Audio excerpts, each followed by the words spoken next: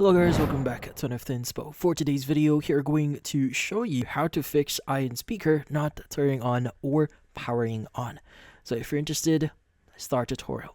So if you're having issues with your Ion speaker here, it's just not turning on, there are going to be a few things that you could try, or you could try doing here to basically solve this problem. So the first thing that you want to do here is you want to maybe check the power source or the charging status for your speaker here. So first is you want to ensure it's plugged in. So make sure the speaker is properly connected to a working power outlet. Now, if you have this connected into, for example, an extension cord, you need to make sure that the actual extension cord actually meets the actual power requirement for your speaker. Now, if you're not aware yet, the cord that you're using should be the same thickness of the cord you're using for your Ion speaker here. So, for example, if you're using a thinner wire here for multiple devices, then in this case, unfortunately, your Ion speaker here might not be receiving proper power. So you might want to plug this directly into your power outlet and see if that helps.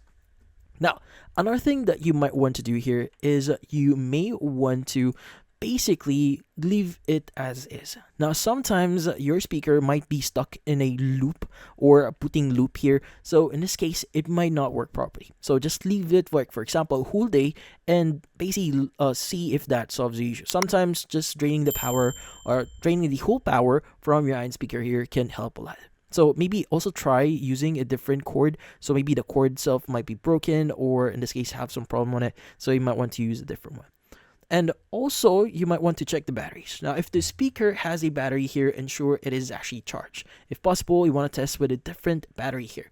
Now, if the battery is integrated inside the Ion speaker here, it's best to not tamper with it. It's best to consult with a technician in order for you to not break it further. So, yeah.